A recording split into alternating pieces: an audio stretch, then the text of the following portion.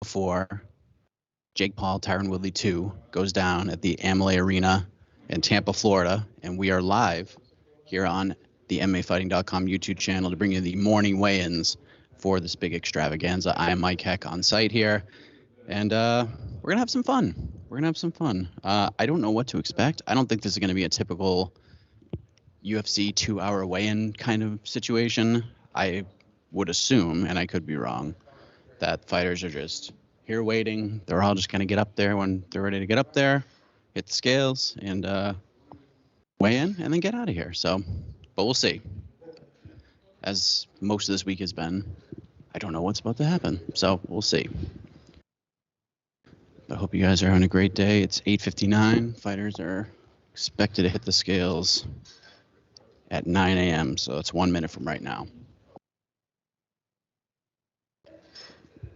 And we'll have a very busy day, of course. UFC Vegas 45 goes down tomorrow, so we'll have a preview show for that a little bit later on. 3 p.m. Eastern, I believe. I could be wrong about that, but it's already scheduled on our YouTube channel, so you'll have that. There will be a very special Paul Woodley 2 preview show that we're going to record later on, myself and a very special guest. You might know this person. He's been kind of in the media space for a little while, so I think you'll recognize him. So that'll be fun. And then we got the ceremonial weigh-ins for Paul Woodley 2 going down at 4 p.m. Eastern at the Hard Rock in Tampa. Same place as the press conference, same place as the workouts.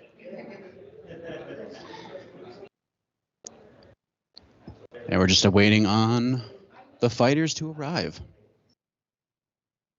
And we'll get this done.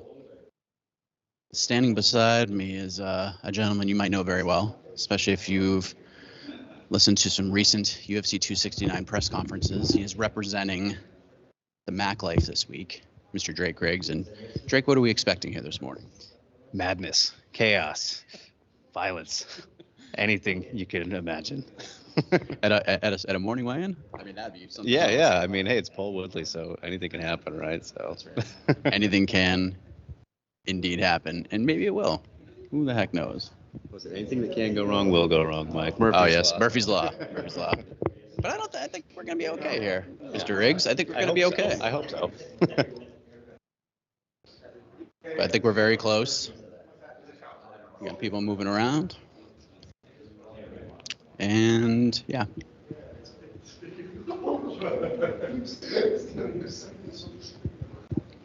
Press conference was a lot of fun yesterday. It was interesting.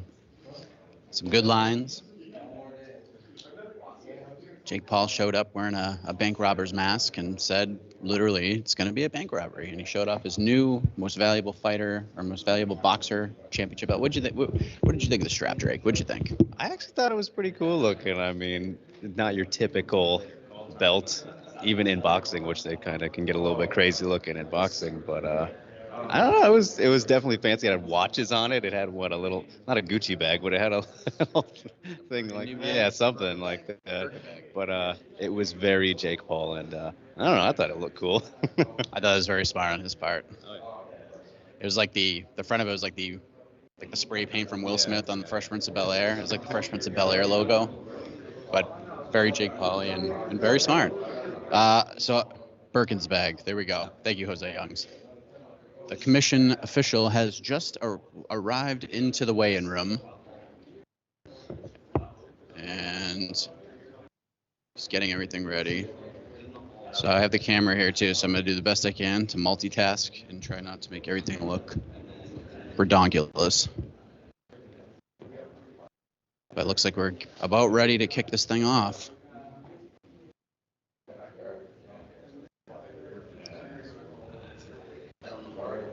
In a matter of moments, we'll see.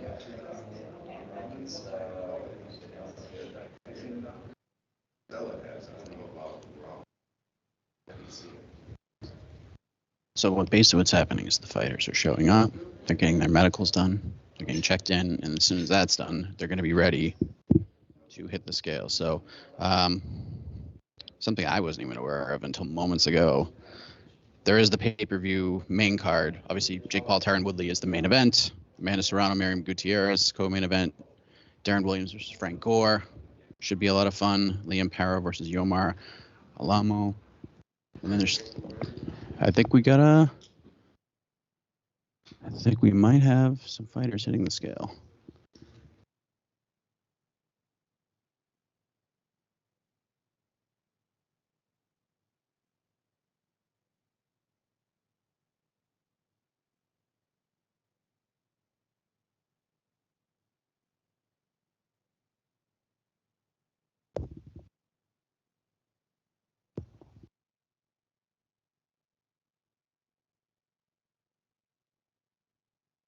$149.6.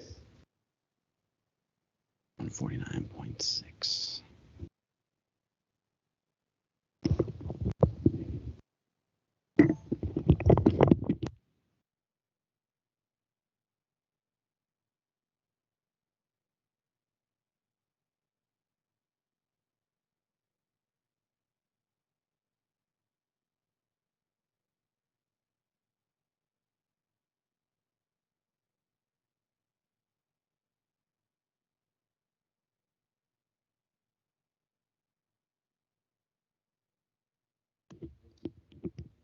All right, so one down.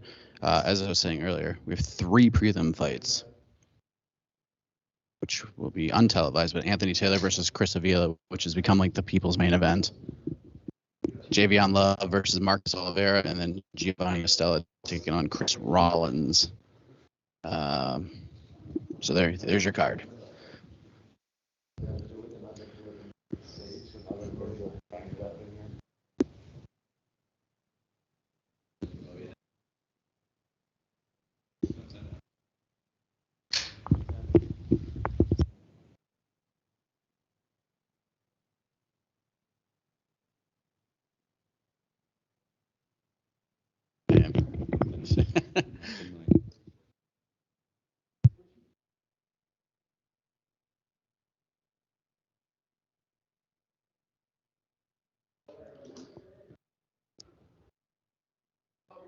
So a little downtime already.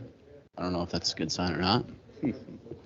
Normally, as you're watching these UFC events, we already have like 20 fighters have already hit the scales, and then we're waiting on like the final 4. We've had 1, and that's it. But I don't know what the process is here. So we're live here in Tampa for the Jake Paul, Tyron Woodley 2 morning weigh-ins. We got ceremonials at 4 p.m. We got a UFC Vegas preview show coming up. UFC Vegas 45 final UFC card of the year, 3 p.m. Eastern. And then we'll have a Paul Woodley 2 preview show, myself and a very special guest who I just saw moments ago. And I'm not going to tell you, but you could probably figure it out.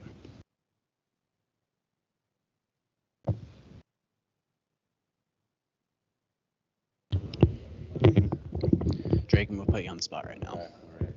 Who do you got in the main event? Jake Paul or Tyron Woodley? Can Tyron Woodley get this thing done? Can he get one back? Like we were talking about the other night, Mike, I think he should be able to, but it's just a matter of having faith in Woodley actually being aggressive, because we know that he can be a little bit gun shy, especially on this recent run. And I mean, honestly, I think his whole career he's been I guess arguably more of a counter guy if you really pay attention to it. It's just been a matter of matchups, but obviously people highlight the stretch because he's been losing recently. But it's like he's got really nothing to lose now, so there's no reason for him not to get crazy and just go right at Jake. And shout out to Jed for his great 7-year-old fifth grader comparison. I think that's brilliant. Yeah, replicate that as best you can, and if he does, he should absolutely win. And if he doesn't, then we'll see a repeat of the first fight.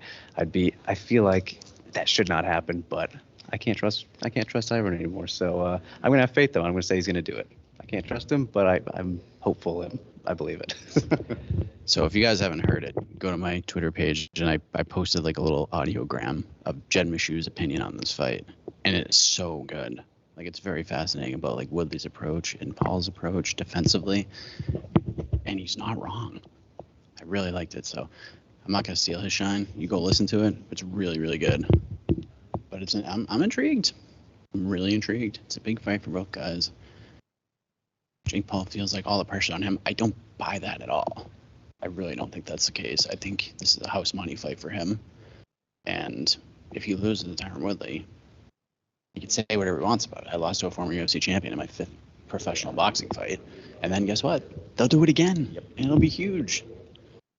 It'll be If he humongous. loses that one, though, then it might be a little bit. Yeah, that would be bad. Yeah. That would be pretty bad. But so far, what he's done in this boxing thing is just unbelievable.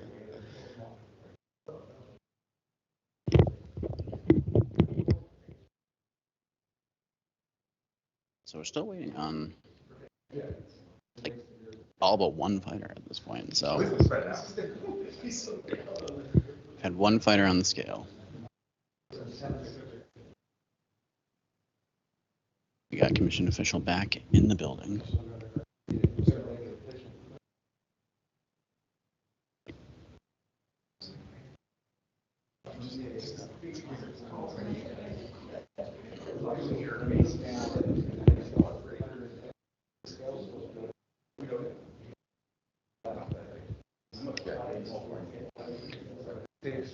Let us know your thoughts on this main event.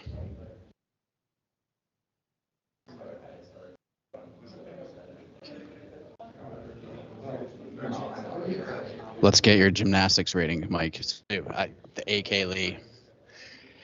Man, it's so different with an event like this. So I'll say like 7.9, and if it hits that, that's pretty darn good. But AK's better at the gymnastics scale than I. I think it's going to be interesting. I think there'll be some good storylines. I'm really interested in Frank Gore versus Darren Williams. The People's Main Event, which won't be televised, between Anthony Taylor and Chris Avila, should be fun after that press conference. And then we'll see if Amanda Serrano can get that fight with Katie Taylor. But yeah, if you want to throw the comments in this section, Jose's going to let me know. I can't really... But we got another fighter on the scale.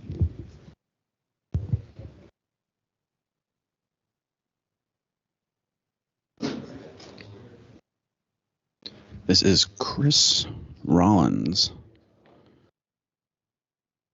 who will be in the first fight of the night, a 4-rounder against Giovanni Estella. So he's stepping up to the scale right now.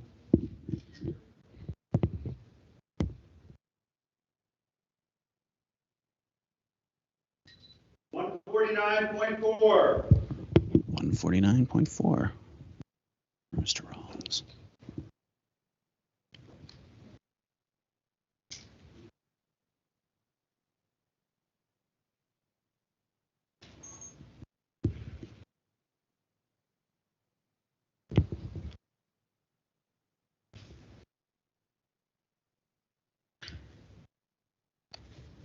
So, to quote the great A.K. Lee, that fight is now official between Giovanni Estella and Chris Rollins.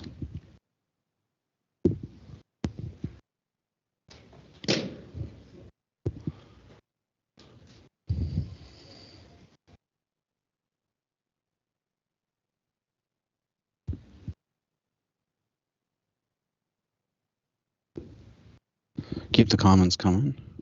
We got some time between these weigh-ins, so.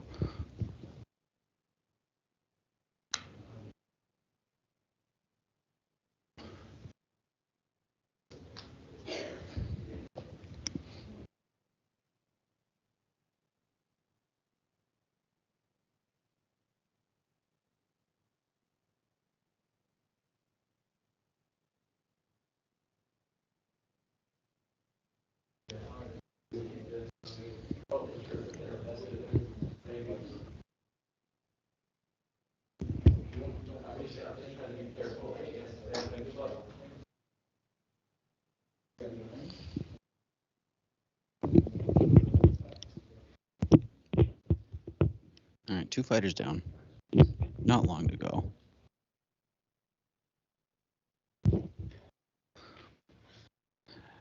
One of the can you imagine if Jake KOs Woodley from the comments? Let me ask you about that, Drake. What happens if Jake Paul just goes in there and bolts Tyron tomorrow night? Like, if he just goes in there and just runs through him and KOs him in the second round, like, what would your reaction be to that?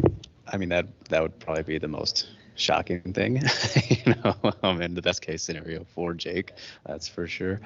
Yeah, I mean, that'd be very surprising, but I guess anything's possible, as Woodley continues to accrue damage and all that kind of thing.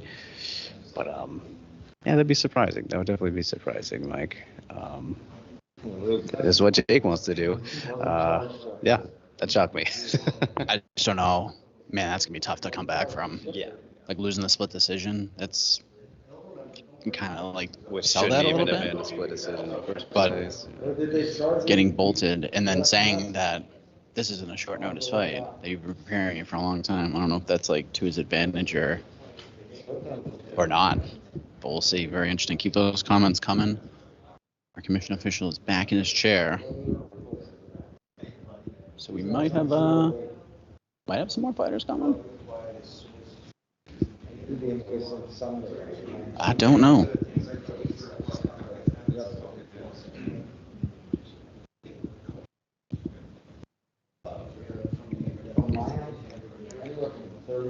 All right, we are live here at the morning weigh-ins for Paul Woodley 2 in beautiful Tampa, Florida.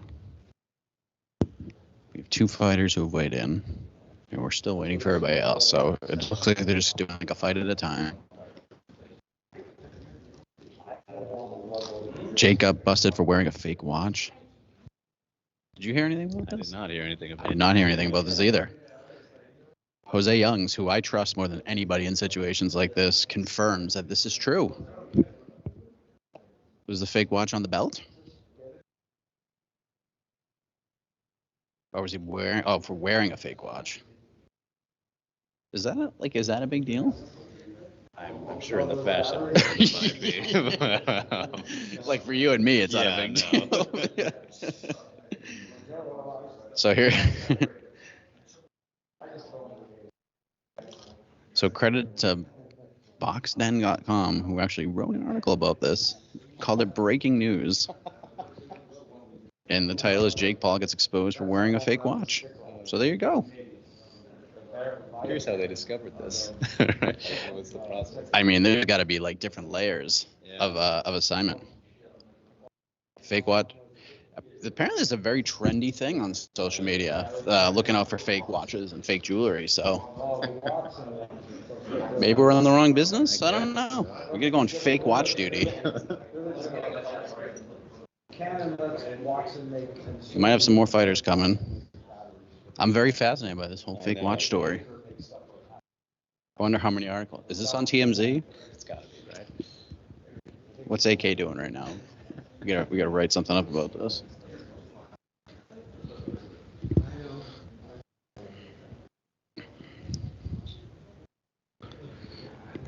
Go to another comment. I see Jake getting more angry as the fight goes on. Tyron will try this time to get back into his old habits and start throwing and not staying calm and getting caught with that right hand. Hey, it's very possible. If they take the Jed Meshew approach, this is a very interesting fight. I just can't get that thought process of that fight out of my head. my favorite line of the whole thing was, because no 7-year-old, because he compares the fight to like an elementary school fight, and Jed said that he had like an undefeated elementary school fighting record because he threw first and he threw hard, and no kid wants to get hit. So he feels like Tyron should take that same approach, and whoever lands first in like an elementary school fight wins. So, and he basically said like, the reason that works is because like no kid wants to get hit, and you know who else doesn't want to get hit? A rich kid from Ohio. Like it's just Same thing. It's the same thing. So yeah, I think that's.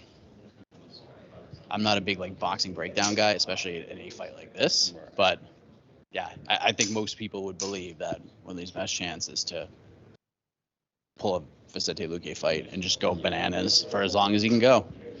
And worst case scenario, he probably just gets boxed up the rest of the fight. Yeah. But I mean, especially after going from that Luque fight and then to the last fight with Jake, and seeing just how they played out, it's like, wow. I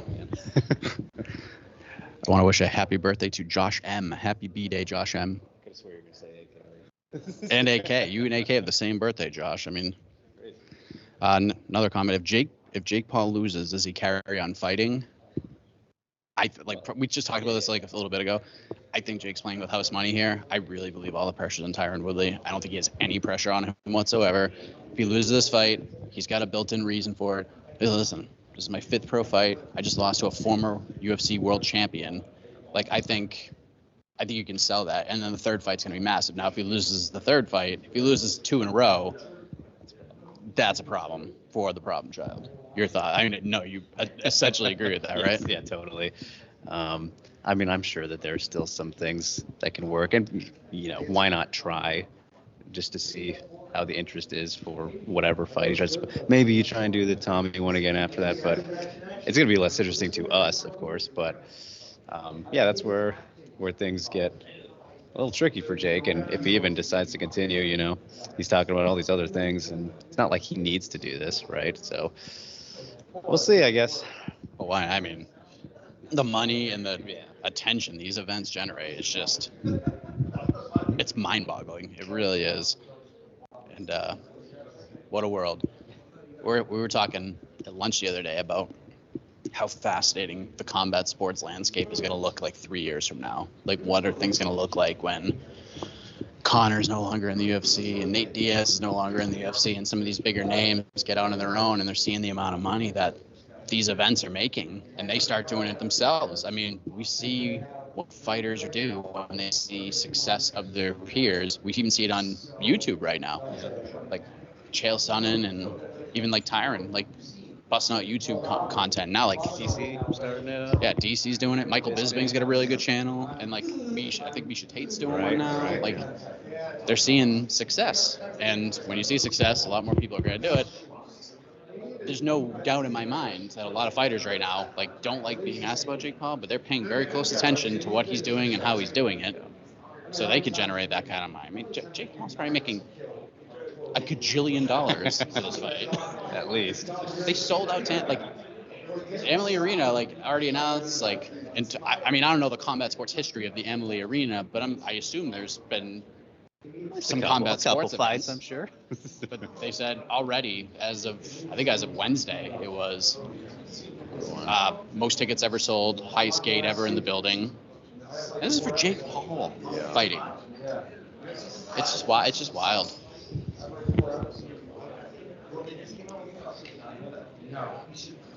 So if you tuned in at the beginning and I said, hey, I think all the fighters are just gonna watch and weigh in and get out of here, call me Mike Jinks, because apparently I was so wrong about this. We might, at this rate, we're gonna be here till 2:30, and then we're gonna have to go right to the ceremonials. The commission official is here. I wonder if they're just gonna they're just running through medicals right now. Everyone's just getting done, then they're gonna start piling them in. I don't know what the holdup is. It should be the 2-hour window, right? We get done at 11, in theory. In theory. Yeah, so. And that gives us an hour and 39 minutes.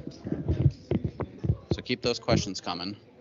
Jose is the right-hand man making it happen. 2 good days from. Thank you, Dublin and Sydney. Appreciate that. Jake is angling for Nate Diaz for the next fight. What y'all think? I think it's possible. It won't be his next fight because Nate has to fight one more time in the UFC. But I definitely think Jake's looking at that fight. I'm sure Nate's looking at it as well. Why wouldn't he? And it wouldn't shock me to see it. We got a Woodley via 5th round KO prediction. We got a Jake Paul 5th round stoppage prediction as well.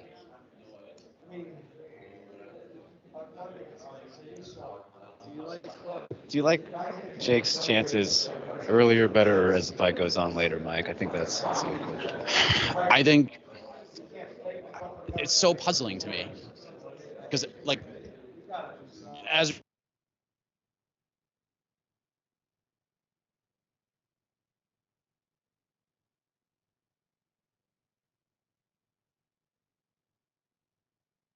in my uneducated, I would say Jake's best rounds will probably be like 3, 4, 5, and if it gets to like 6, 7, 8, it's just gonna be ugly to watch.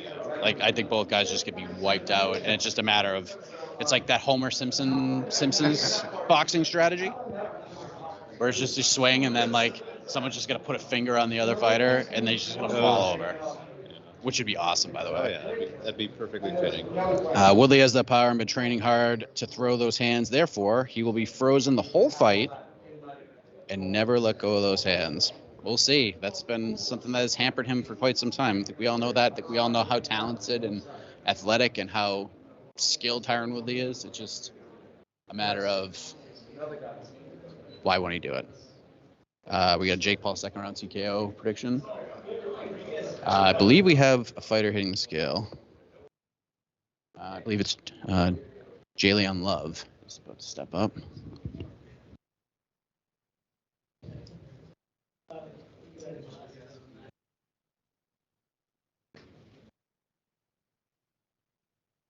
Nope, he'll be second. This is Marcus Oliveira about to step to the scale.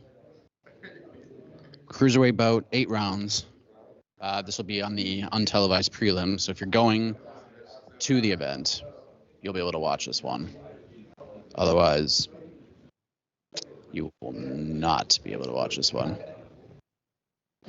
Then, of course, the People's Main Event will headline the untelevised prelims between Anthony Taylor and Chris Avila.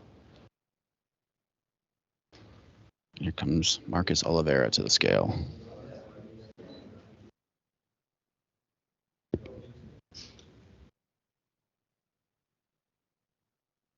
$198.6. 198.6. 198.6 for Marcus Oliveira. Yeah, Marcus.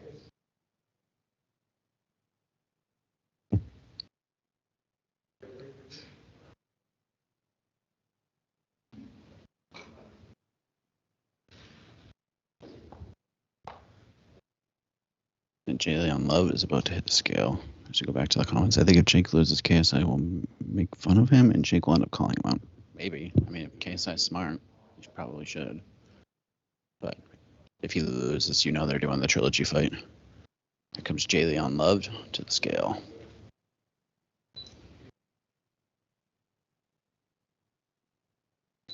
$197. 197.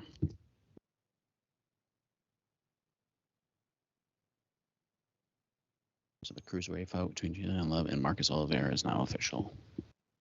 Boom, boom, boom. All right, 2 down. 2 fights down.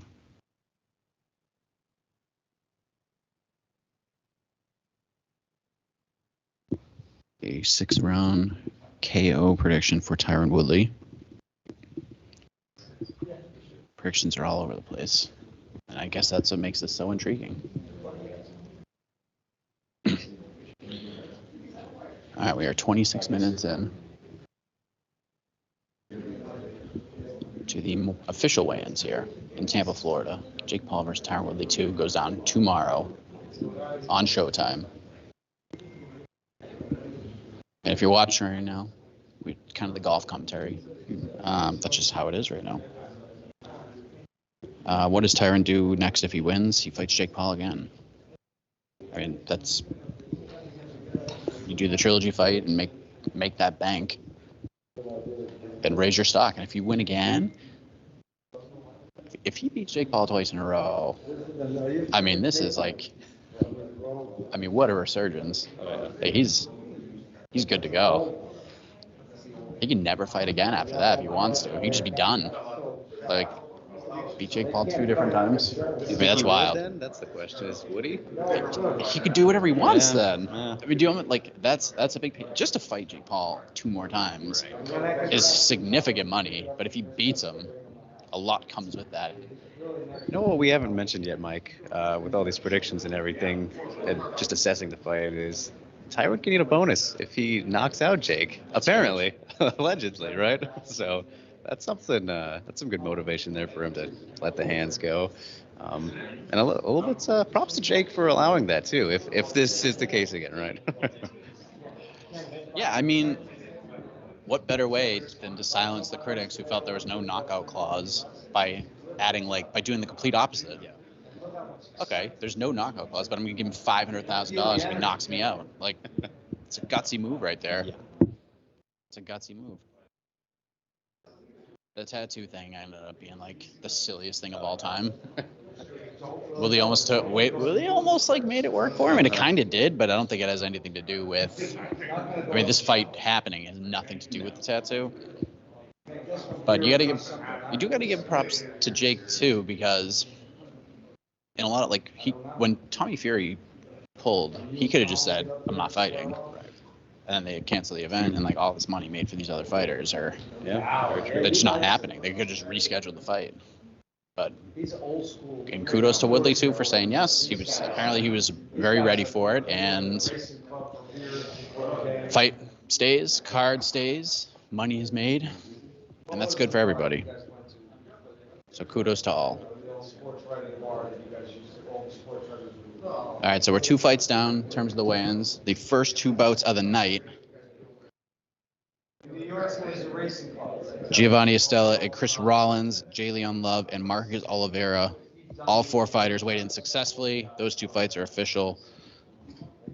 And then we're awaiting the arrival of the untelevised featured prelim between Anthony Taylor and Chris Avila. They are next.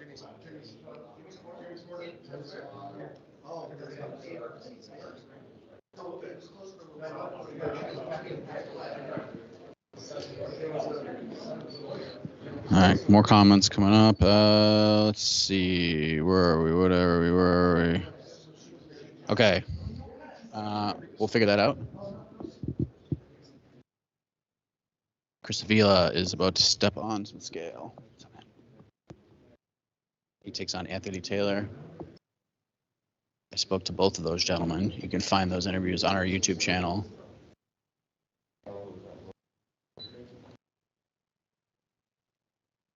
This, of course, is a rematch from Bellator MMA. Anthony Taylor won a majority decision. 166.4. 166.4 for Chris Avila. Of course, a protege of the Diaz brothers. Nate Diaz is in Tampa.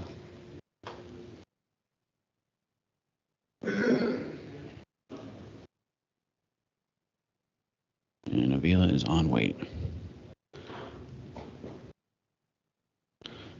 All right, what else we got here? Woodley's going to gas out early. Jake KO round 4. I think if Woodley does KO Paul, he'll win on points. Either way, he wins. Okay. I got Jake TKO in the 4th round. Woodley KO round 1. Wow. Jake will beat Woodley in the 4th round. Jake 4th round. Jake 1st round KO. Jake Paul 7th round KO. TKO, excuse me. We'll see. We'll see. Predictions all over the place.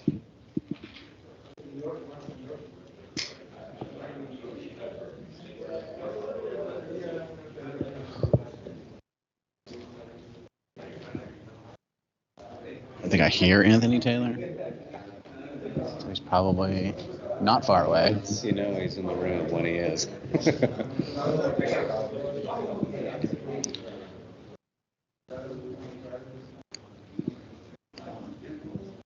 The Keep those predictions coming.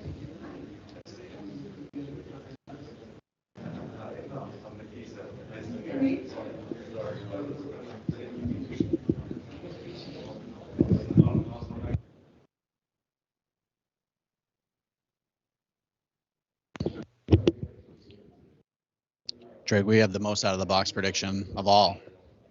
Jake Paul wins by Batista bomb. Oh man, that would be it's a little out of the box. Yeah. I think the boxing purists would be upset about that, but as a content generating website, I would love for that to happen. So Jake, if you're listening, Get it, man. get that Batista bomb going. Like if Woodley starts lamping you, Yeah. and you're on those wobblies, Yeah, get the body shot. kick to the stomach, There you go. and then just drop it. Drop the Batista bomb. How many views that that'll might get? be easier. It might be easier. That late in the fight. Just do the clothesline from hell. Oh yeah, there you go. Little Bradshaw. Oh yeah. Woodley wins by Stone Cold Stunner. Hey, there it is. Never my mind. Maybe this should be the trend of the comments for the rest of the broadcast here. Yeah, which finisher? What's the most out of the box? What do you want to see people watch right now? What do you want to see? What would be the best way for this fight to end? Yeah, we await the double knockout comments. Oh yeah. Oh, I don't even want to know. I might have opened up a box that I probably shouldn't have opened.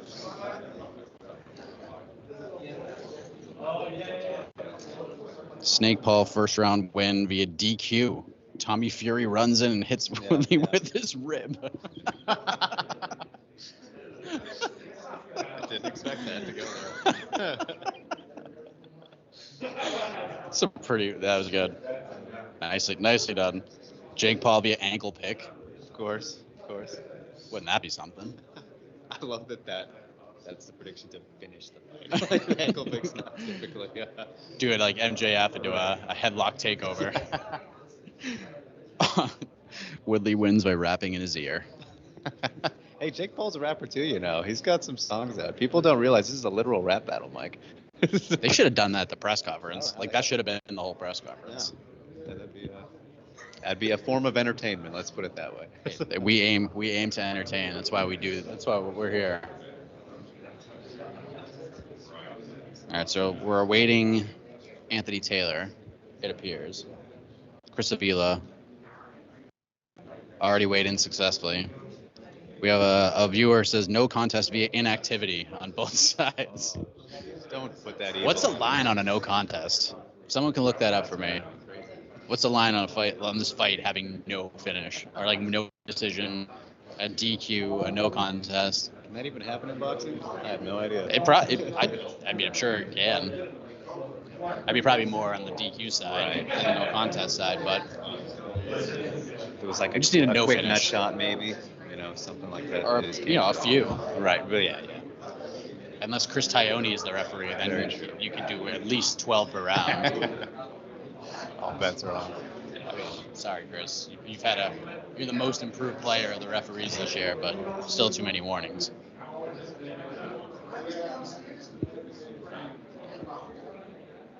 All right.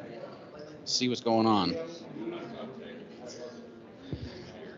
All right, so Giovanni Stella, Chris Rollins is the first fight of the card. It's on the untelevised prelim card. Both fighters made weight for that, so they are good to go. That was a 4-rounder. Second fight is Jalen Love versus Marcus Oliveira for those who will be in attendance at Amalie Arena tomorrow. 8-rounder. Both fighters made weight. That fight's official. And Chris Avila just successfully made weight for his super middleweight bout, 8-rounder with Anthony Taylor. So Avila is in. Taylor has not hit the scale yet. And then we'll be awaiting the main card, which is 4 fights. Liam Parra versus Yomar Alamo. Darren Williams, versus Frank Gore. Amanda Serrano, Miriam Gutierrez. The co-main event, 10 rounds. And then, of course, the main event between Jake Paul and Tyron Woodley is an 8-rounder. So we've had 5 fighters successfully make weight. Chris Avila, Jalen Love, Marcus Oliveira, Giovanni Estella, Chris Rollins. Anthony Taylor is expected next. And then we'll get to the main card and Hopefully the Mike Heck jinx comes to a close and we can fly through this thing. Because this is not obviously like a UFC weigh-in where you just like, when you're ready to weigh in, you just come and weigh in. It's just not the case. Learning something new every day, folks. So that's that. That's what we're waiting for right now. Does Jake Paul have his robot there with him? He sure does. I'm sure he doesn't have it like here with him, but the robot was at the presser. And had 2 TV screens, and they were both playing Nate Marquardt knocking out Tyron Woodley over and over again.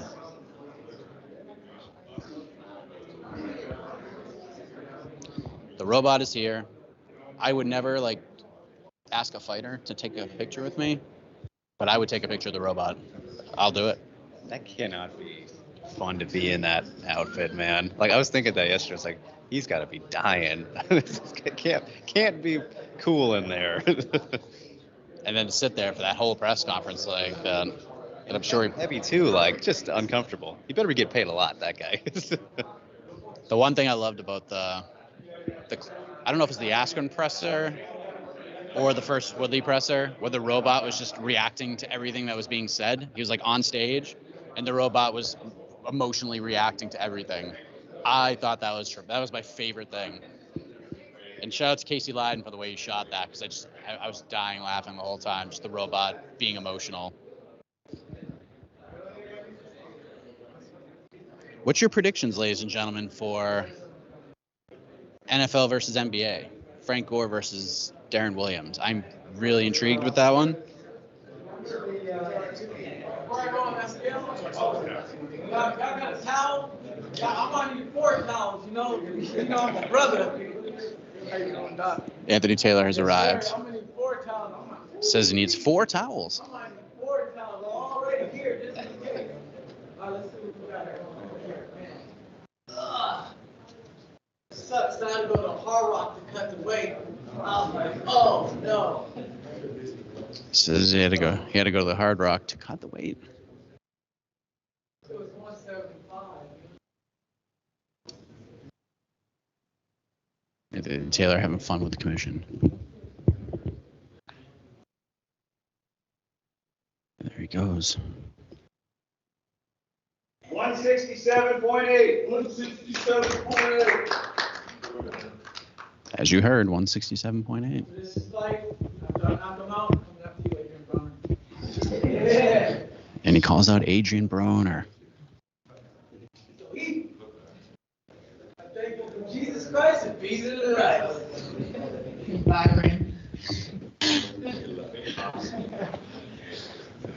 The People's Main Event is official, folks. Now, if I'm Showtime, I'm calling an audible. And I'm putting that fight on YouTube live. It's People's Main Event. All right, so all the prelims are official. Giovanni Estella, Chris Rollins, both men successfully made weight. That fight is good to go. Jalen Love, Marcus Oliveira, both fighters weighed in successfully. Cruiserweight bout, 8 rounds. That fight also good to go. You just saw Anthony Taylor make weight. Chris Avila also made weight. That fight good to go. So we're on to the main card. Liam Parro, Yomar Alamo, Darren Williams, Frank Gore, Amanda Serrano versus Miriam Gutierrez. It's a big one for Amanda because a win probably sets up that fight with Katie Taylor. And then, of course, Jake Paul versus Tyron Woodley. So I asked for predictions for Frank Gore versus Darren Williams. We got a Frank Gore round 2 KO. Question: if Jake wins, who does he fight next? That's interesting. Do you think I think they go back and just rebook the Tommy Fury fight after that?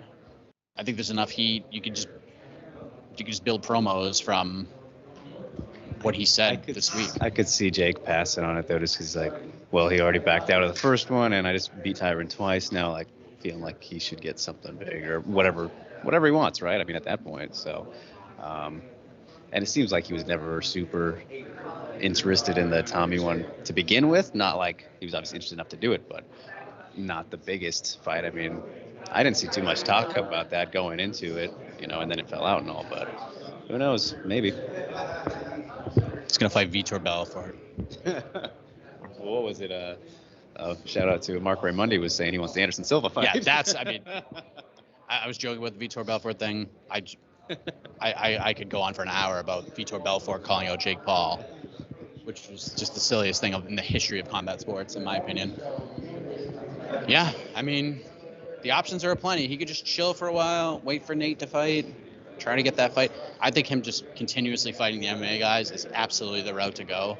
If he could somehow, I don't know, even if he fought like Mike Perry, that'd be a big deal. Like, and I know that they've trained together and stuff. Like, there's names for him. What's Artem up to these days? But he's, I mean, you don't want to fight the GOAT. It seems like a lot of people going for the Nate fight, and I think Nate would want to go for that fight as well because of how lucrative that fight would be. But again, we all have to understand that he's not fighting Jake Paul or anybody else outside of the UFC until he fulfills that contract. So, I mean, that's why he's like, Dustin Poirier, fight me in January. He just wants to get this fight in and get the hell out of there, which, power to him. It's exactly what he should be doing.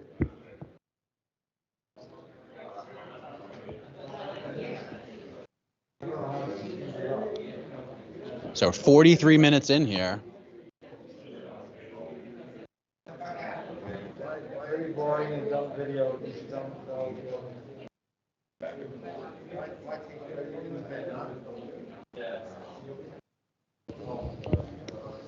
And now we're waiting on the main card fighters.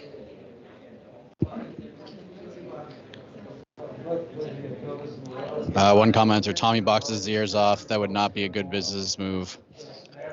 Maybe. I mean, I favored Tommy Fury in that fight too, but that's why they step in the ring and fight.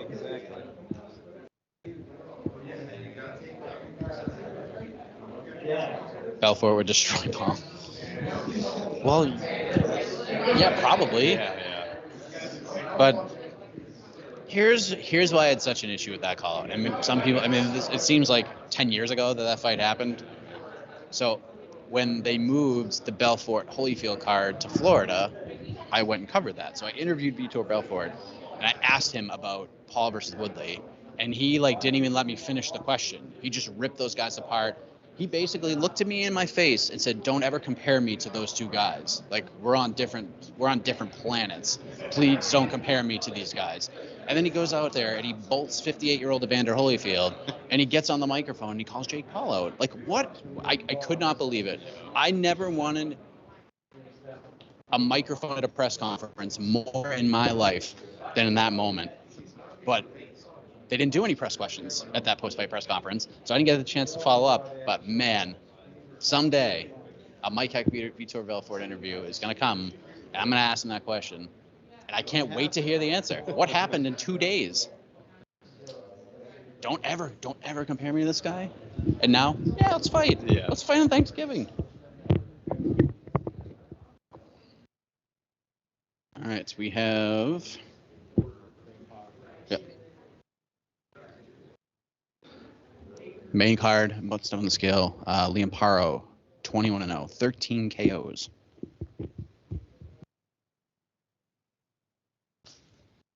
We'll take on Yomar Alamo, also unbeaten, 20-0, 1 draw, 12 KOs. This will be a good fight, folks.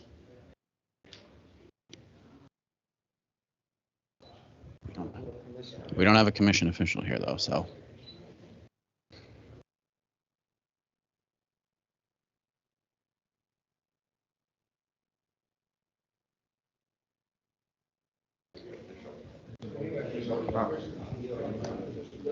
So waiting on the official. No commissioner.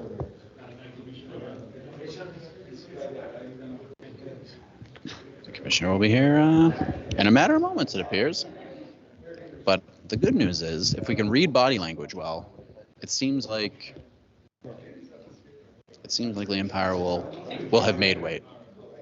All right, official is here.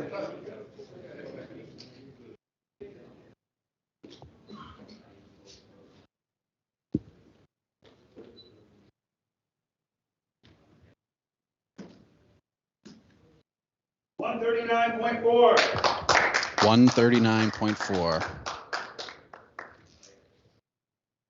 for Liam Parrow. Looking to improve his record to 22-0.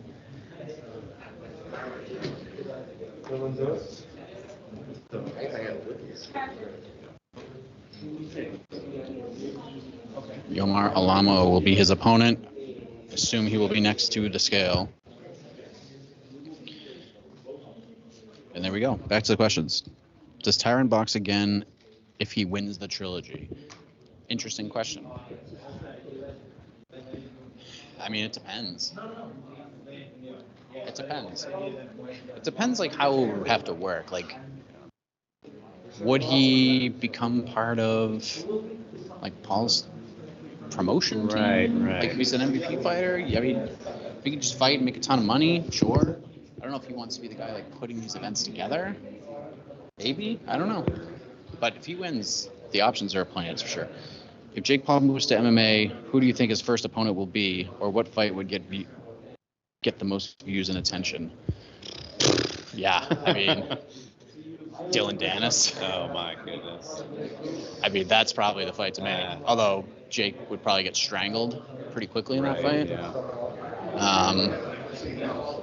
But you would think, like, that would be The clear option. like experience, like MMA experience wise. Yeah. Yeah, it'd have to be I something. mean, Dylan's hardly a fighter these days, if we're going to be totally honest. Yeah. That would be actually one of the biggest fights Bellator can make right now. So we'll It's see. crazy to say. It's insane to say. Okay, so for all of you joining us, first of all, welcome. I am Mike Heck from MMA Fighting. A lot of people asking about Jake Paul and Tyron Woodley and if they weighed in yet. They have not weighed in yet. And this is not like a UFC or an MMA weigh-in where you just show up whenever you want and weigh in. They go in order of the fights. So as of now, all 6 prelim fighters are on weight. Their fights are all official. The main card is kicking off with Liam Parrow versus Yomar Alamo. Parrow just weighed in and made weight. So we're waiting on Alamo. Then Frank Gore and Darren Williams will weigh in. Then Amanda Serrano and Miriam Gutierrez will weigh in. And then Jake Paul and Tyron Woodley will weigh in. All right. So while we wait, we should all just, like, hang out and talk. Yeah, keep the questions coming. You can see, like, questions about anything. Promoter of the year, Jake Paul or Khabib Nurmagomedov? I mean, if we're going to look at the year as an overall, year, I think it's got to be Jake then, right? Oh, it has to be. It has to be. And Habib's off to a good start, but I mean, if we're going 2021. Like, Khabib is in the coach of the year conversation. Yeah, I don't think he's in the promoter of the year conversation. Next year might be a different story. I like what they're doing with the little studio setup. I think that's really smart. And like I said earlier, for those that didn't join us, the combat sports landscape 3 years from right now is going to be really interesting. There's going to be a lot of seems like there could be a lot of serious players. Fight League apparently going to be a WFL's thing. coming, their first event. Apparently they're going to start signing fighters January 1st. So it'll be really interesting to see who they're able to pick up and put on their roster. And then this whole boxing thing. And bare knuckles and obviously an interesting story too. Like all of them, not just just all the different organizations, not just BKFC, but even like all of them. And there could be more in 3 years. Who the hell knows? So this is just the morning weigh-in. I mean, as you guys are familiar, the structure of this is a little different. There will be a ceremonial weigh-in. It's going to take place at 4 p.m. Eastern. And you can watch that on MMAfighting.com. And it should be fun. Final face-offs between all these fighters. And you best believe the robot will be in the building.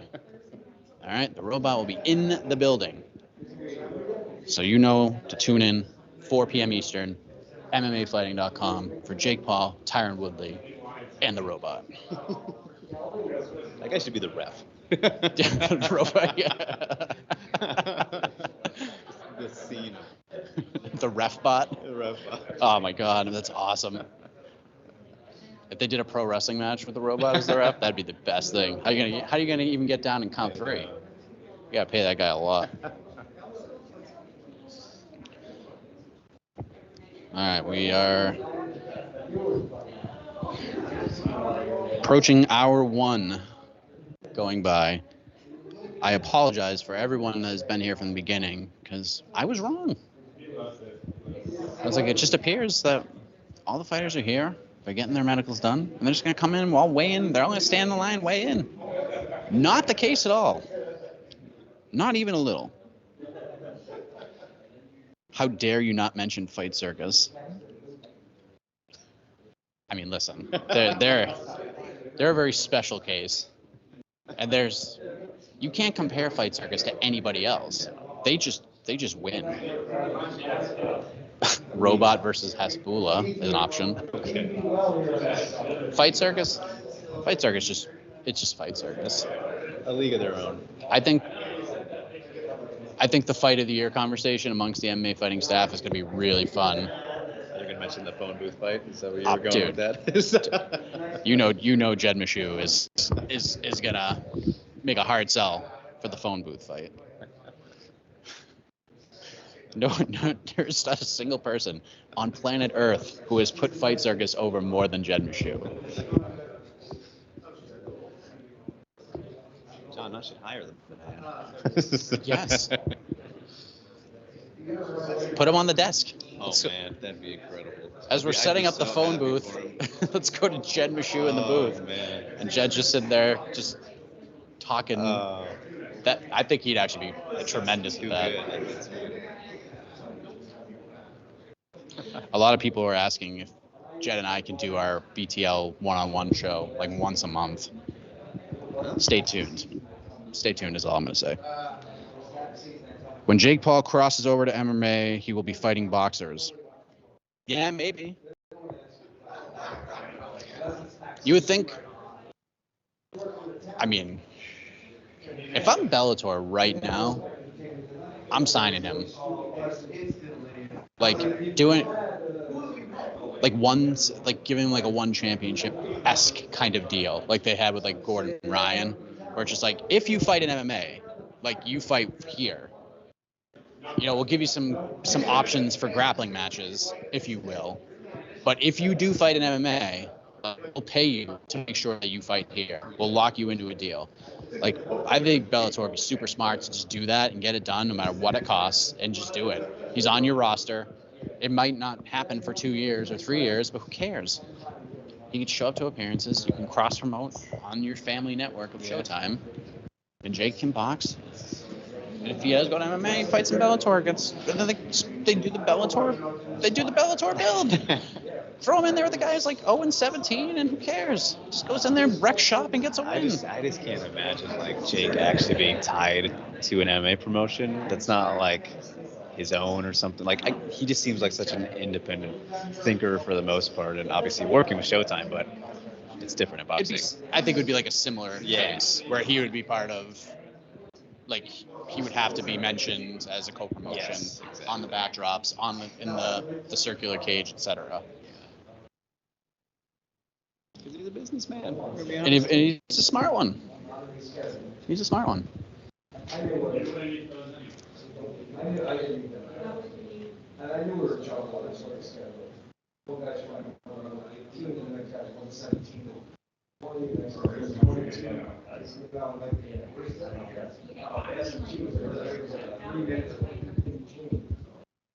And then it was the press conference ended 2, we're going to do SST at 105.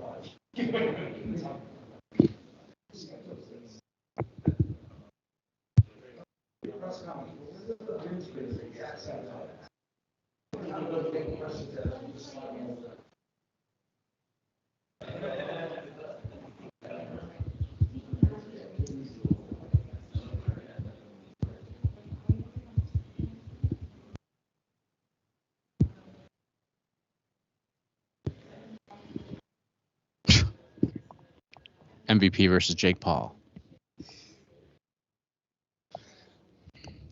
You know what? And I'll tell you what, you. Well, now you think of it. Yeah.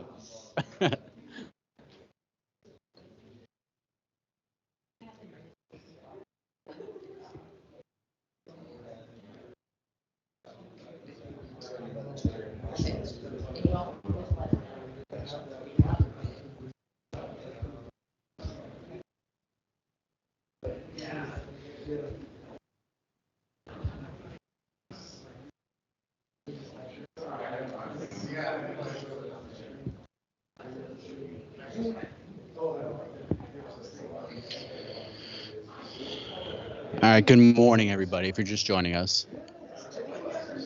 Oh, wait a minute.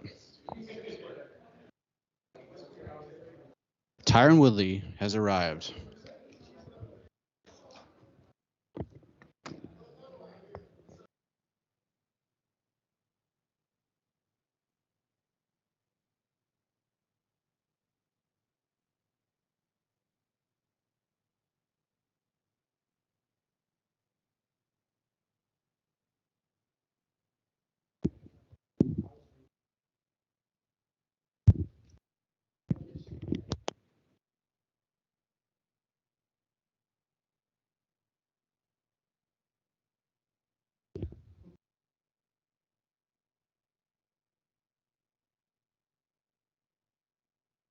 $189.6.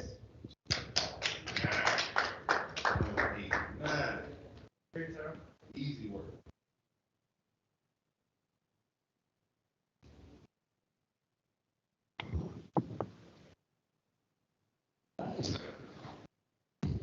$189.6 for Tyron Woodley.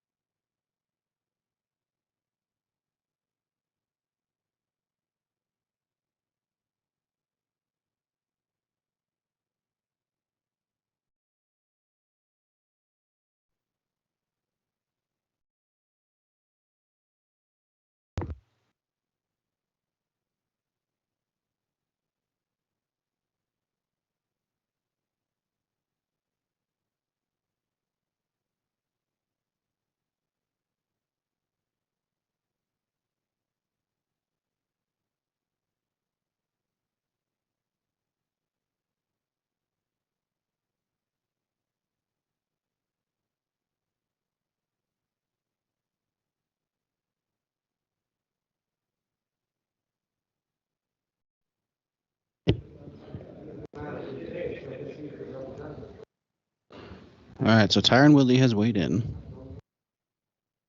which is I did not see coming.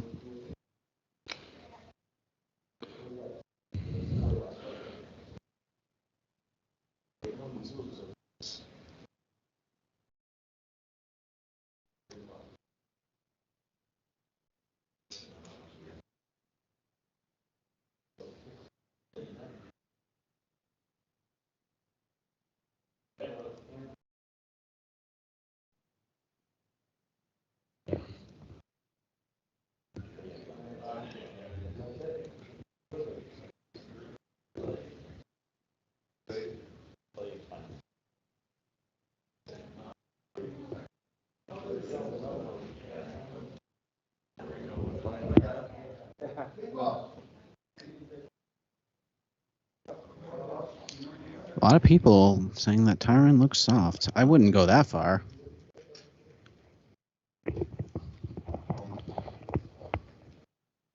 Okay.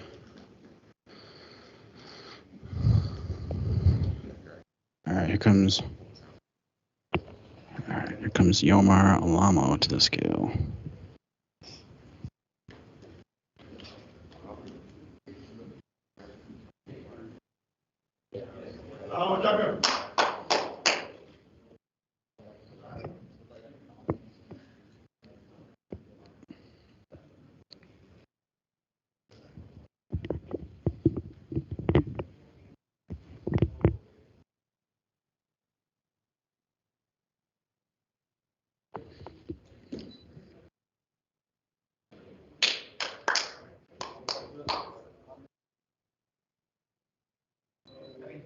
139.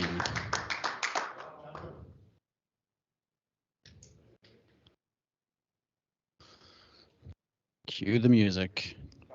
His fight with Liam Paro is now official.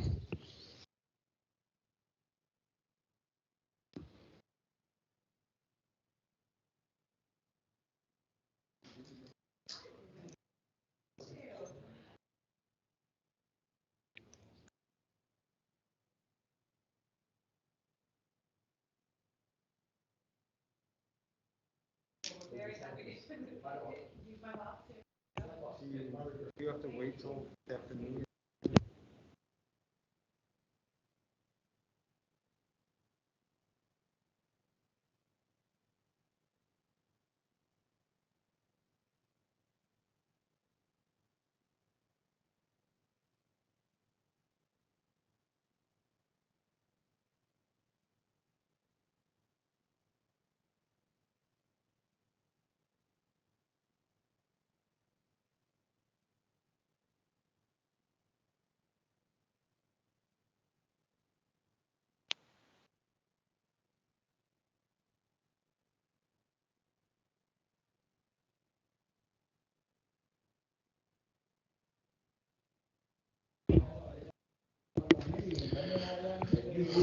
All right, so here's a rundown if you guys have missed it. All the prelims are official. Giovanni Estella, Chris Rollins, Jalen Love versus Marcus Oliveira, Anthony Taylor versus Chris Avila. All 6 fighters made weight. All those fights are official. Main card, Liam Paro versus Yomar Alamo. Both fighters successfully made weight. That fight is a go. Tyron Woodley also successfully made weight. Jake Paul, Amanda Serrano, Miriam Gutierrez, Darren Williams, and Frank Gore, the remaining fighters to hit the scale. I assume Darren Williams and Frank Gore will be next up.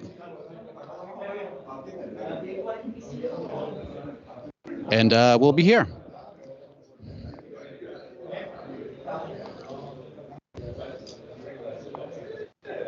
I know this is a little bit of a different morning weigh-in show.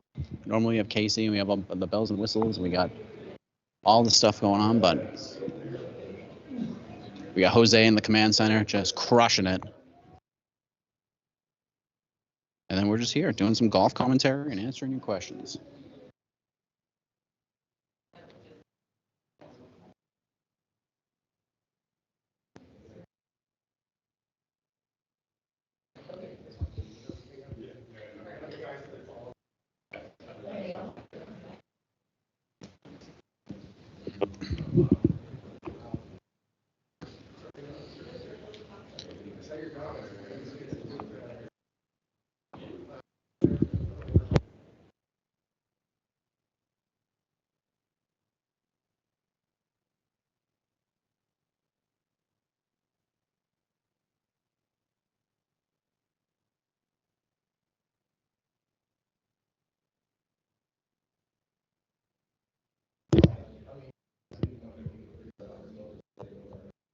But I hope you guys are having a wonderful Friday.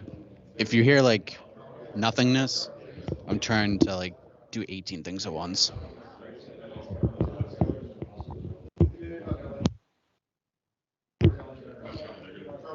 So ceremonial weigh-ins are going to happen at 4 p.m. Eastern. You can watch that on MMAfighting.com. We will have a preview show for this event that we are going to record here in Tampa with myself and a very special guest. That'll be coming up later on. I think you'll dig it. A lot of you have asked for it, and it's happening. So stay tuned for that. For the UFC fans, UFC has a very good card on Saturday. UFC Vegas 45, sneaky good fight night card. Derek Lewis versus Chris Daukaus, the main event. A live preview show, 3 p.m. Eastern, noon Pacific, on the MMA Fighting YouTube channel. So tons of coverage, tons of content coming your way over the next couple of days. And I will do my best to secure as much content as possible. Back in a moment.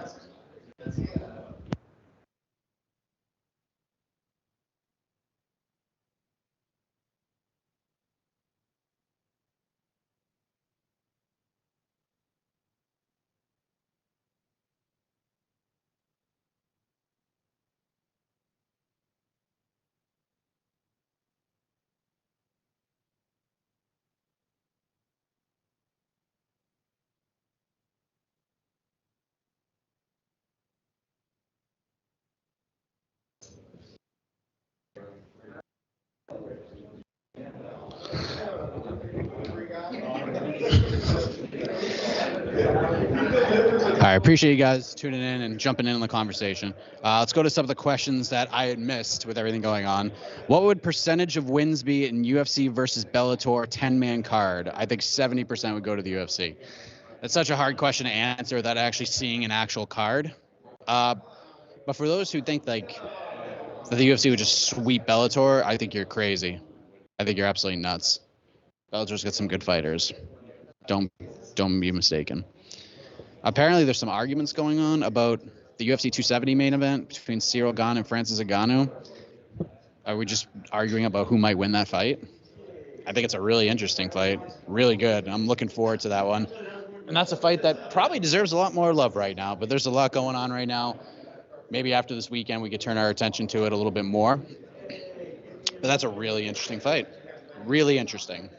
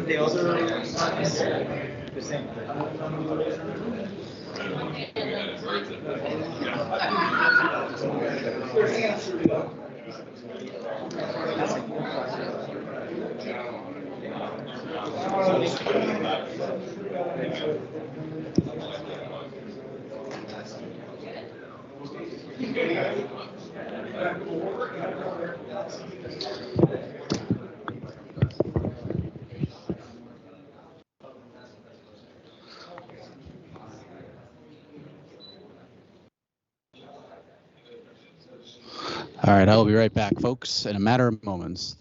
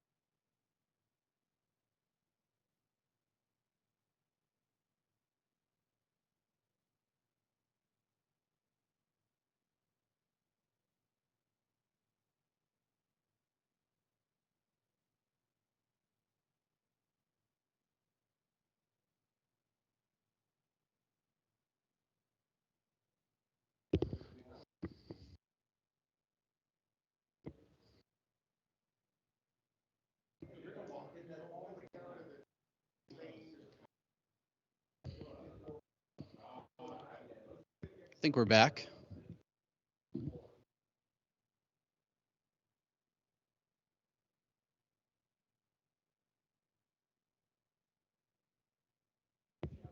We appreciate you having us on.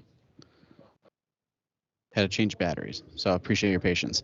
All right, so we are awaiting 5 more fighters.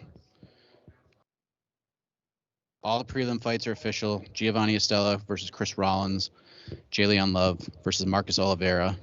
The people's main event, Anthony Taylor versus Chris Avila. All those fights are official. All 6 fighters made weight. We're a go. First main card fight, Liam Paro versus Yomar Alamo should be really good. Neither guy has a loss on their record. Both fighters successfully made weight. That junior welterweight 10-rounder is a go. We have not seen Darren Williams or Frank Gore, Amanda Serrano or Miriam Gutierrez. We have not seen Jake Paul. We have seen Tyron Woodley, though. Tyron Woodley made weight successfully. You can check out our social media and see the weigh-in if you missed it. But Tyron Woodley said, you know what? I ain't waiting. Let's go. I'm hitting the scale. I'm not waiting. And he made weight. And apparently there's a lot of people saying that Tyron looks soft. Tyron usually fights at 170. He's 20 pounds heavier. It looks soft to me.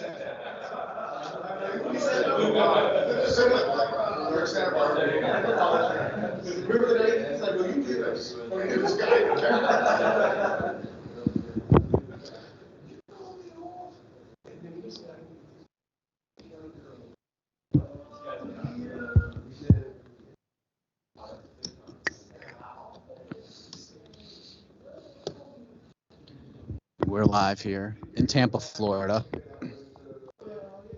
Weather's actually been pretty nice. The workouts, it was a little crazy because it's very windy. It rained at certain points. And then yesterday, it was like the hottest, like December 17th in Tampa history. Like it had a chance to break the record. I don't know if it did, but it was just like, wow. But that pales in comparison to how hot it is in this room right now. I mean, it is. There's a sweat box in here. I think it's tubes. I mean, listen. Shoot me sweat. He's like, Mike Heck being a diva. It's a little toasty. I get it. Listen, I'm not, whatever. I could be in Massachusetts where it's going to be like 8 inches of snow where I just moved from, so. So that's where we're at right now. Keep those questions coming. We can talk about whatever you want. People were asking about Ghana Nagano. What's the early lean, Mike? What's the early lean? I'm putting you on the spot now. I mean, those who know me, I like to wait till the end to go with my gut, but at this point, I'm to be the man, you got to beat the man kind of guy. And right now, even though he hasn't like officially defended his title, Ngannou's the man, and I think he was sort of the uncrowned champion for quite some time in a lot of people's eyes. So it's tough because I kind of look at it in the same way that I looked at the Derek Lewis fight, where I feel like top to bottom, I feel like Ngannou is the more like complete fighter. But Francis has obviously improved in the areas that he struggled with early on in his career.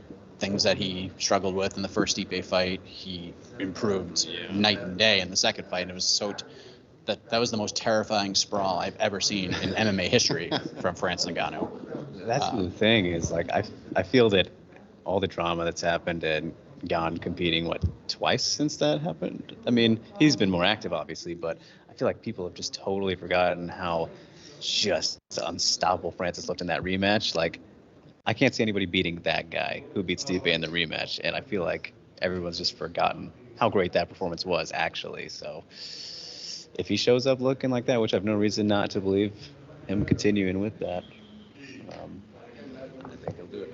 All right, we have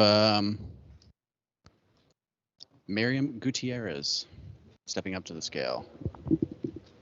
She, of course, big fight, co-main event with Amanda Serrano.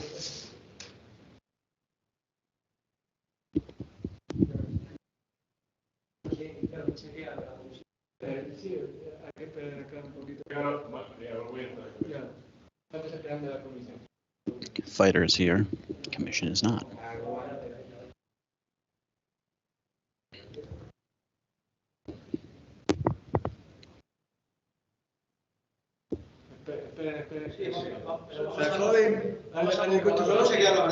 No, si lo quieren chequear, sí, prueben que funciona. ¿Funciona?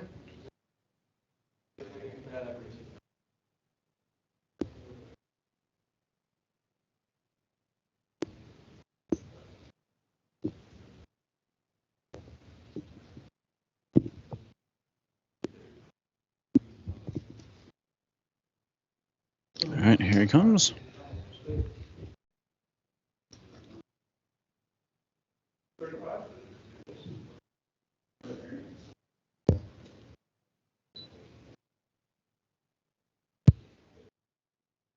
$133.6. 133.6. 133.6 for Miriam Gutierrez.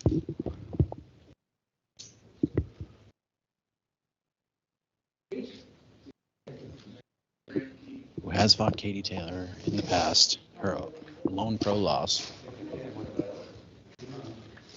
And we all know everyone seems to want Serrano, Katie Taylor, and I feel like a win here is the right logical step before you can make that fight. And I'm in. And it'll be a massive fight. And I would love to see that fight get a big promotional push from Showtime, like a giant one, or whoever, like the co-promotion in the boxing world, like just everybody get behind it, make it massive. That's a humongous fight. All right, so I know a lot of you have been asking, but it's okay. We'll get to that in a second because former NBA All-Star Darren Williams has arrived ahead of his boxing debut against Frank Gore.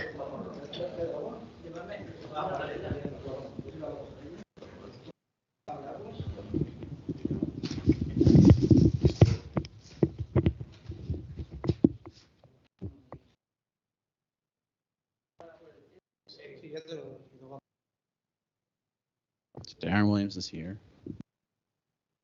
Just waiting on the commission to return, and then he will weigh in. Saif Saud is here as well. Surprised he has a voice after the yelling he gave to Jeff Neal between rounds.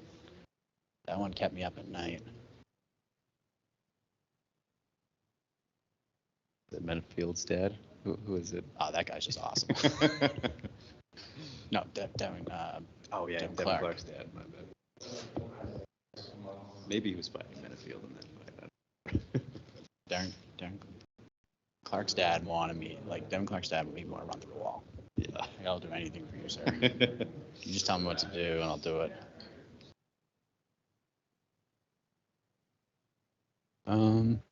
Actually, looks like we're still waiting, Jose. If you guys missed it, Tyron Woodley jumped on the scale. He said, "You know what? I ain't waiting anymore," and he weighed in successfully. We'll play that clip right now.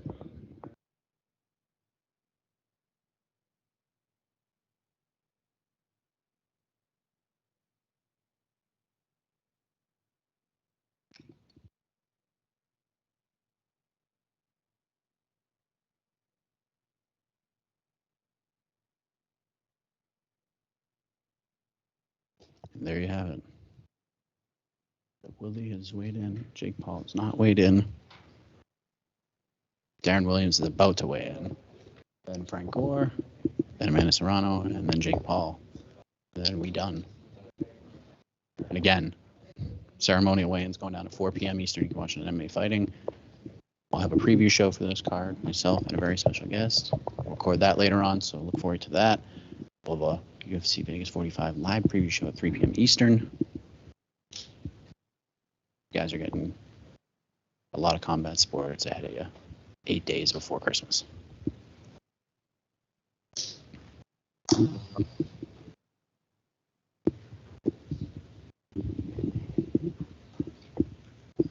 Getting to the point where the room is so quiet that, like, if I speak, everyone just looks at me.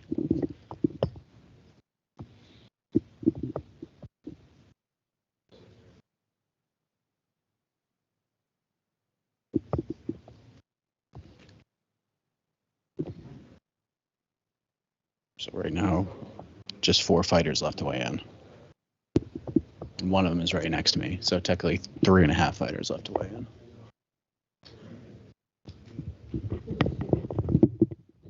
Since Darren Williams and Frank Gore are fighting at heavyweight, should be easy breezy. Step on the scale, get a weight, and then get ready to fight tomorrow. And of course, they'll all get face to face and square off tomorrow at 4 p.m. Eastern.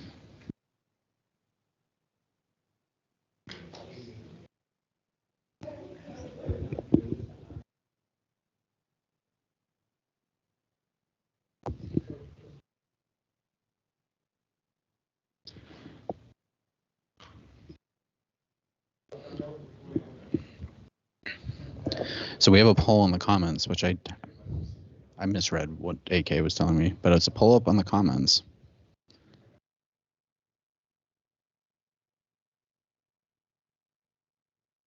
AK, tell me what the actual poll says, because I can't see it. It's just like, let me know what the options are, so I can solve this for you.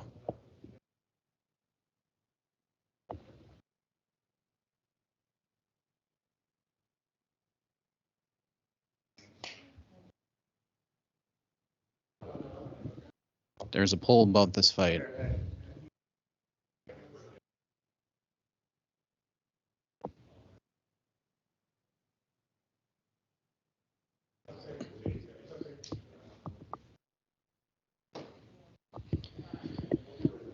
Oh, here we go. I think I'm going to find out what it is. And if you guys haven't seen it, you can weigh in yourself. And then I'll give you the percentages. Because apparently they're quite shocking once I actually read off the question. Okay, so the poll is, how will the fight end tomorrow? Paul by KO, Paul by decision, Woodley by KO, Woodley by decision. 48% predicting Woodley by KO of 4 choices. Okay. Believers, they're believing. Hey, listen, nothing wrong with that. But you gotta, at some point, you just gotta go. And again, if you haven't seen it, head to my Twitter. I posted a clip of myself and Jed talking about this fight, and Jed Meshu's comparison to the fight is really legendary stuff.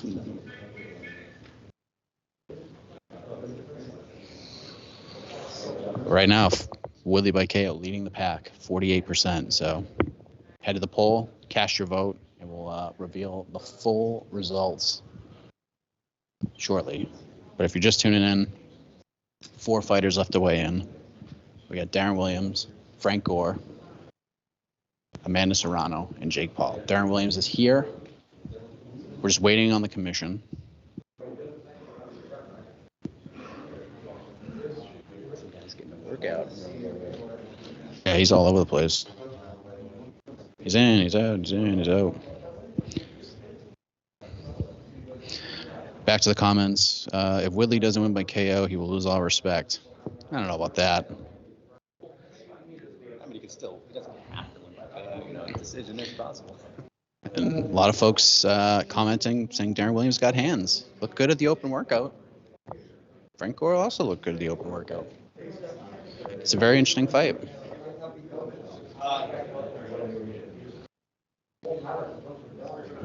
It's 10:25. I don't know if this is the same as like a UFC weigh-in where it's 2-hour window. I don't know. We're all learning.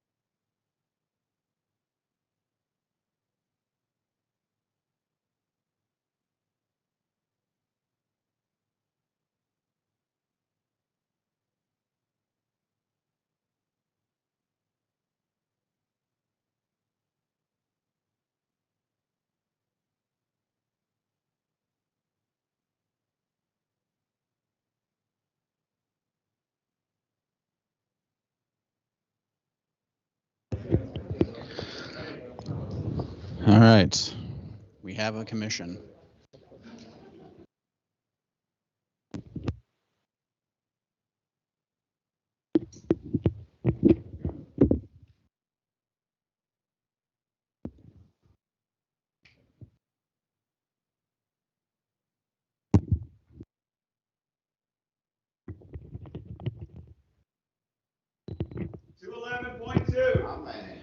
$211.2.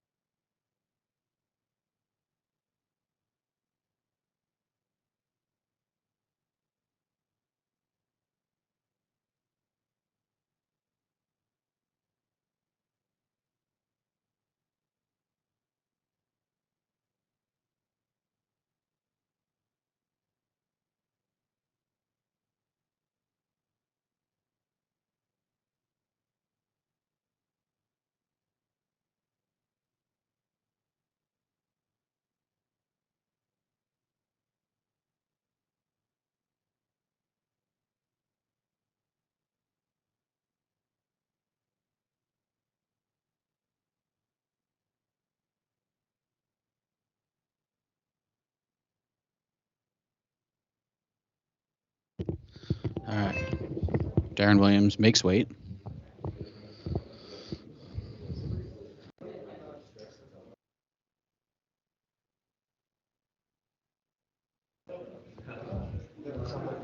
And there you go. So we're 3 fighters left to weigh in. Darren Williams' opponent, Frank Gore, Amanda Serrano, and Jake Paul. We have a poll right now on our channel in the comments about how Paul Woodley 2 will end. And the options are Paul by KO, Paul by decision, Woodley by KO, Woodley by decision. And as of a couple minutes ago, Woodley by KO was leading the way.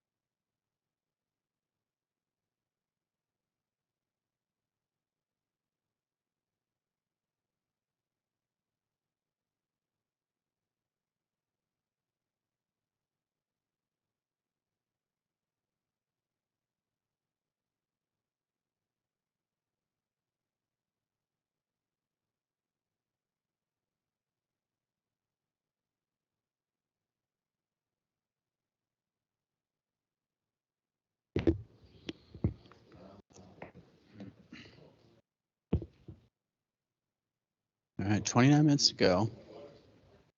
Okay. Amanda Serrano is entering the room.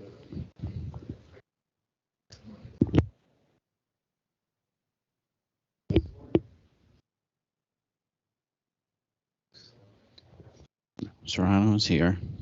But if you've been watching all along, what do you think the next sentence is going to come out of my mouth? If you said the commission's not here, you are correct.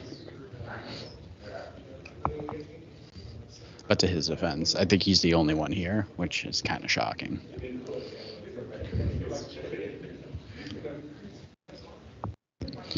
We saw Miriam Gutierrez make weight already, so she is good to go.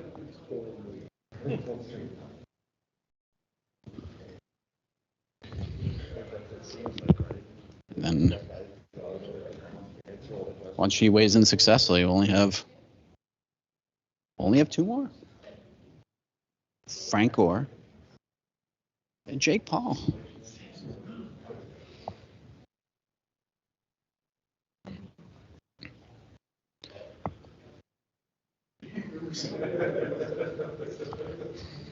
I woke up this morning and there was 2. Oh, Frank Gore is also walking in. Look at this. We need 2 commissioners.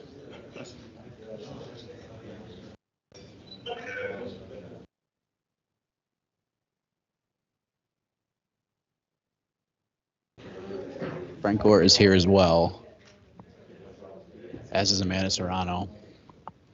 So maybe, and since it only took 92 minutes, maybe my theory of like all these fighters are going to weigh in back to back to back is going to come true. But it just happens to be the last 3 fighters, so my apologies. And here comes the commission. Oh my God, it's the commission's music. Oh God. All right, more serious now. Comes Amanda Serrano.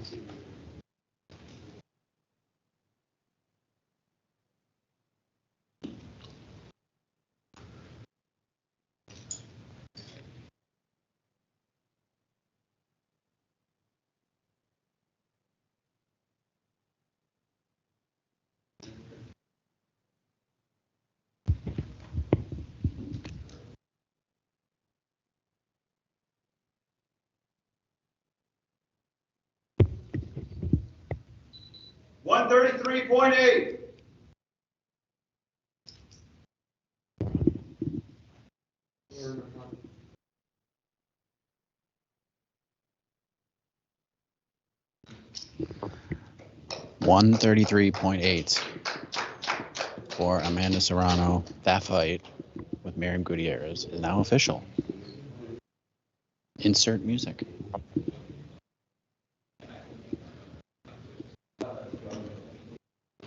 It's a big one.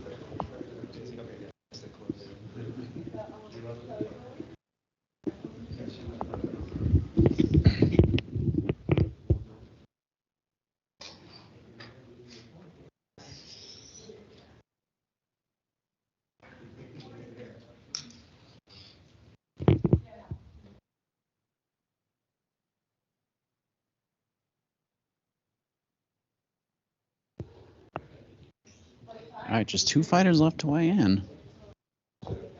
Frank Gore, who is here, he walked in the room before Amanda Serrano stepped on the scale. And Jake Paul. I mean, when you come to an event like this, you expect to see stars. And then you stand next to Mark Raimondi and you're like, wow. Wow, this is what it's like. Yeah, Mark Raimondi in the house. All right, Frank Gore about to re-enter. Oh my gosh, the commission's here. All right. Oop. Sorry. All right, Frank Gore taking on Darren Williams tomorrow night. Here we go.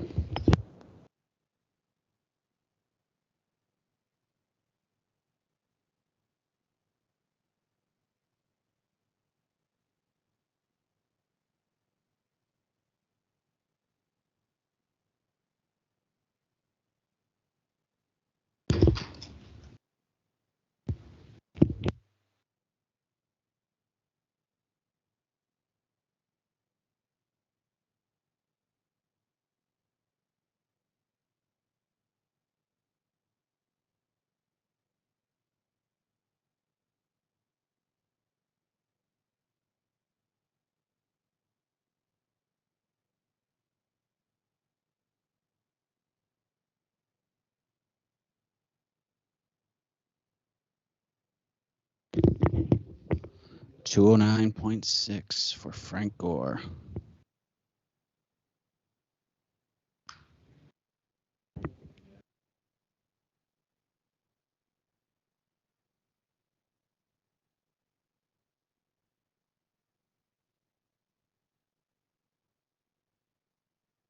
our interview, he said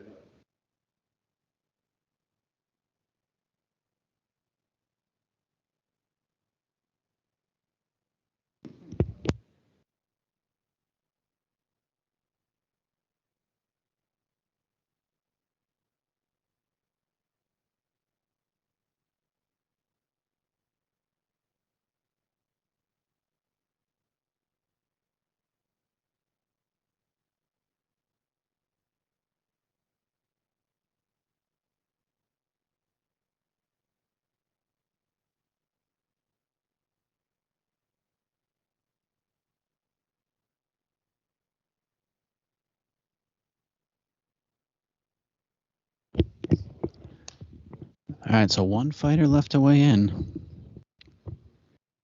And to quote the legendary John Anik, it's the man with whom this card is built around, Jake Paul. Everybody else made weight. All the other fights successful. Tyron Woodley has already made weight. So we're just awaiting Jake Paul. And he's got 22 minutes, I think.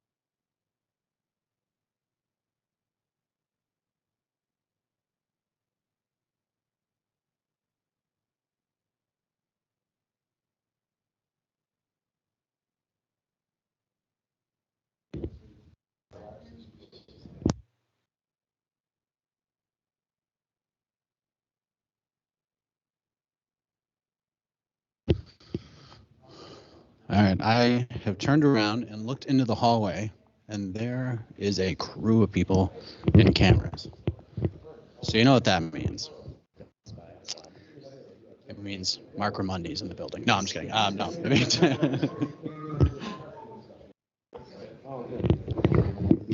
it means Jake Paul is going to be here in moments. And again, just a reminder of our scheduling for the rest of the day. The ceremonial weigh-ins kick off at 4 p.m. Eastern. We will have them for you at MMAfighting.com. We will have a preview show for this event coming up later on, myself and a very special guest. You probably know who he is. Maybe. I mean, maybe, yeah. I mean, some might think he's a big deal. I would think most people would know him. But I don't know. You'll have to find out. All I can say is that you people are today. Okay? So we will also not leave you hanging with UFC stuff. Okay? This is MMA fighting. We got you. We got a UFC Vegas 45 live preview show. 3 p.m. Eastern on our YouTube channel. Okay? So we got you. And that Vegas 45 card is actually really good. Like super duper good.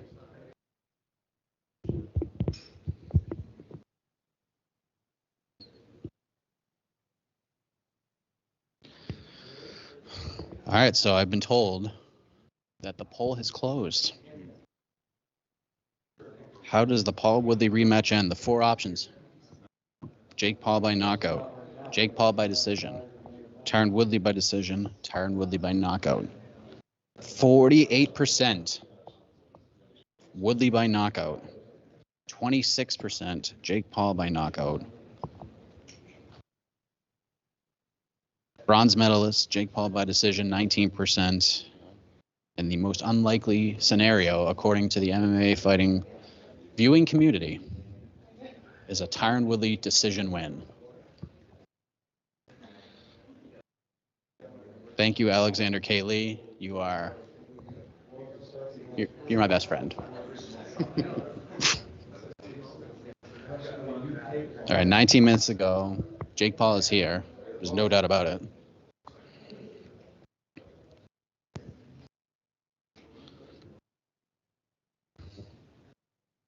And I will tell you right now, when Jake Paul walks in here, the mic's going off. All right?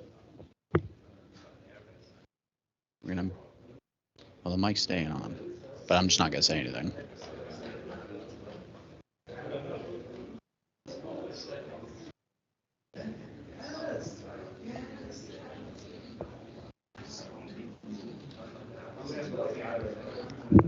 If you're just joining us,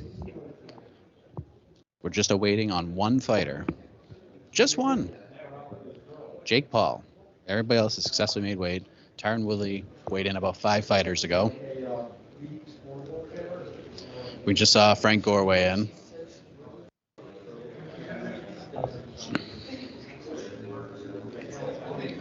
This is going to be a fun event. Why? I don't know.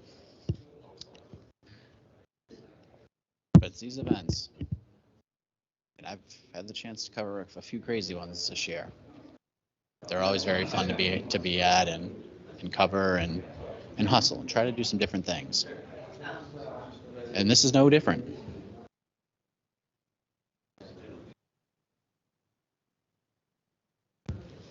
And for the first time today, we have the commission here, but not the fighter. What a turn! What a twist!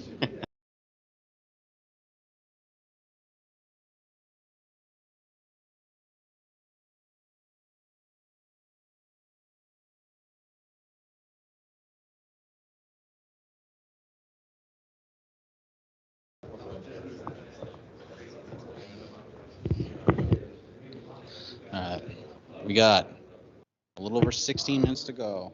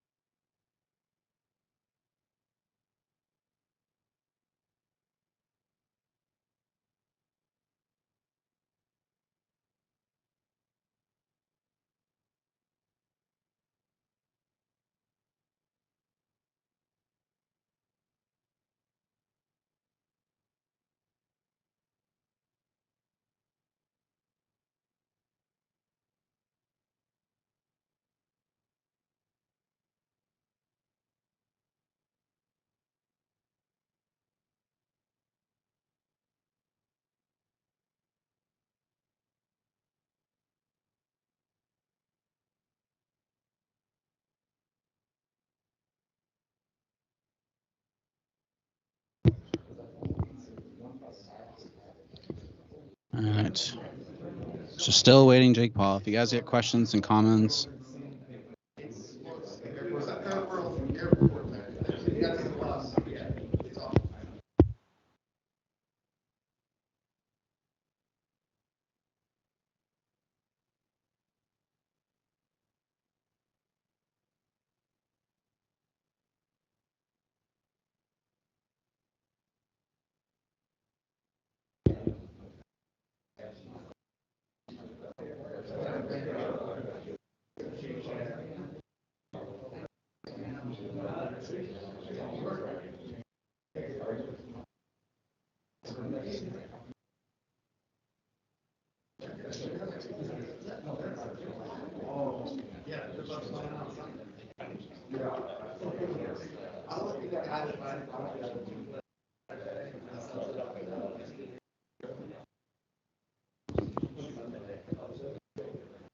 All right, a little over 13 minutes to go here. Now, if this were a UFC event, we'd be talking worst case scenarios. We'd have the worry clock. I don't think we need that here, if we're being honest.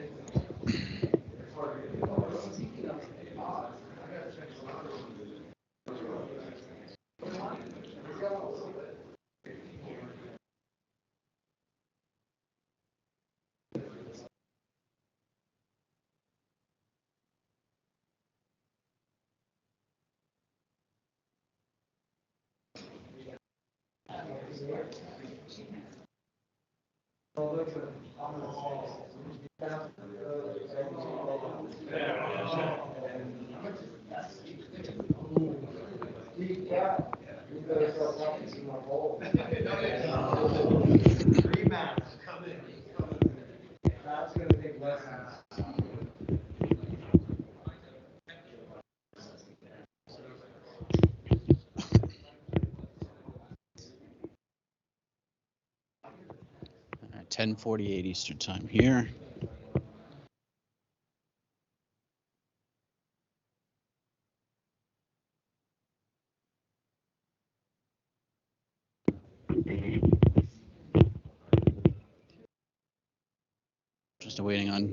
Just waiting for Jake Paul. That's it.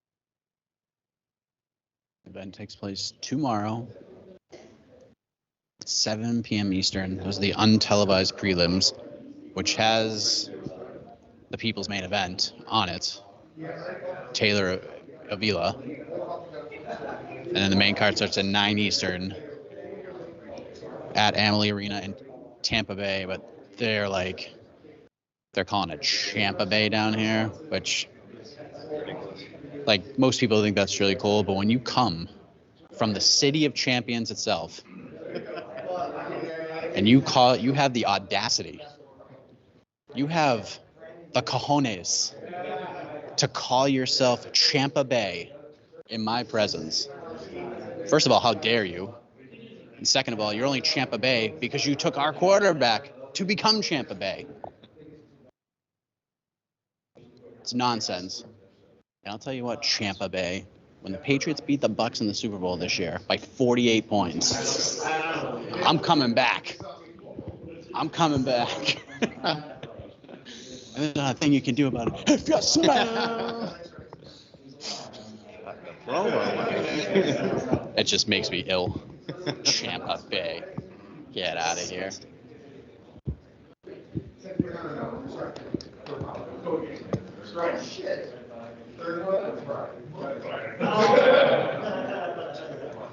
Like when the Kansas City Royals won the World Series, they didn't go out and say we're champs of city. Like as the great Wesley Snipes said on White Men Can't Jump, even the light shines on a dog's tuchus sometimes, and that's what happened. I'm just kidding. I love you, Tampa. You are a passionate fan base. Very passionate fan base. Much appreciated. A lot of people out excited for the Tampa Bay Lightning,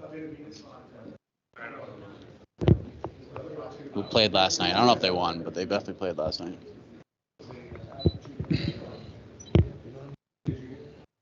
I heard Colin say that he'll give you 2 games or unless you add 2 together. I'm just waiting on Jake Paul, and that's it. It's 10:51.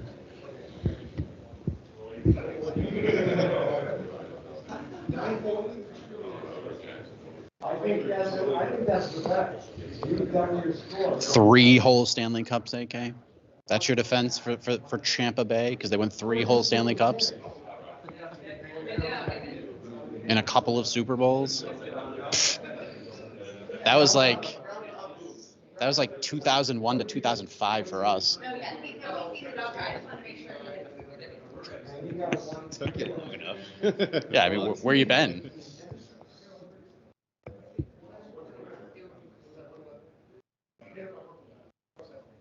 Of course, AK going full baby face right now for Tampa. Listen, I'm just playing, kind of. Partially. Listen, I was happy for both teams, but when you come out and say that you're Tampa Bay, this is where I draw the line, people.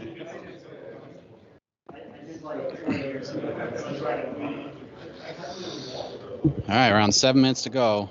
Again, everybody's made weight. All the fights are official, except the main event. But Woodley has weighed in successfully. We're just awaiting Jake Paul. I don't think there's drama, but if we're in Las Vegas right now at the Apex, we'd be having conversations.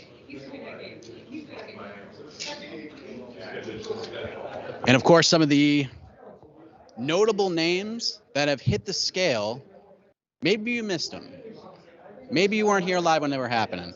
Luckily, because of producer extraordinaire, just crushing it right now in Command Center, Jose Youngs. Here are some of those weigh-ins right now.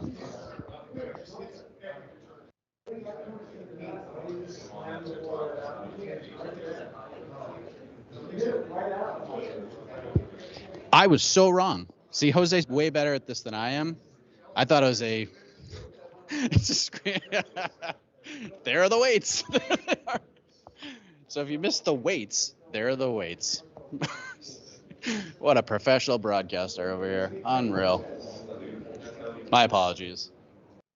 I didn't know if we were going to show video. But there's the weights. I also can't see what's happening on the stream right now.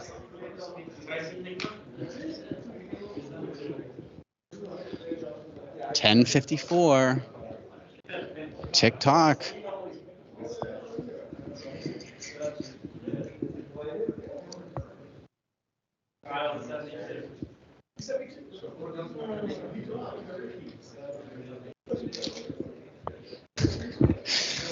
I can't believe that just happened, but here we are. All right.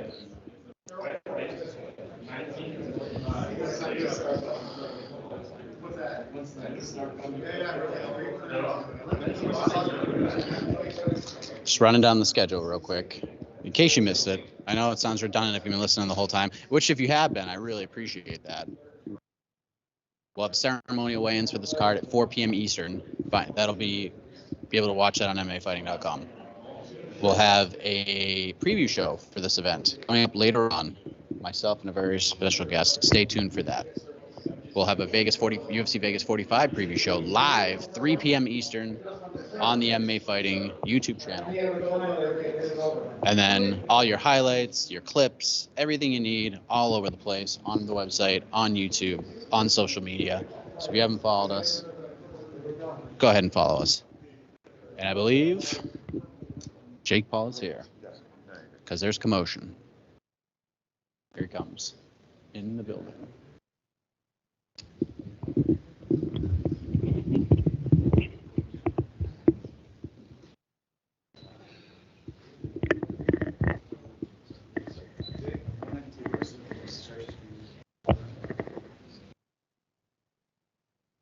You guys a shot.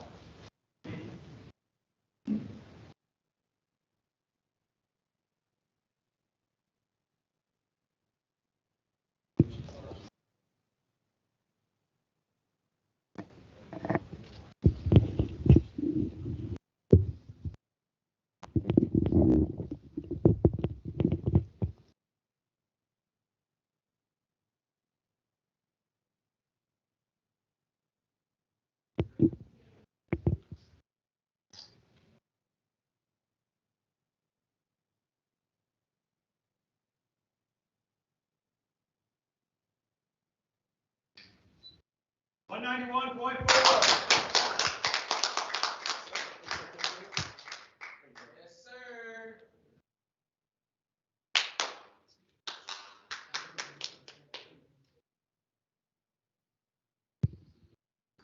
191.4 for Jake Paul. The main event with Tyron Woodley is now official. The entire fight card is official. And we are out of here, ladies and gentlemen. We are out.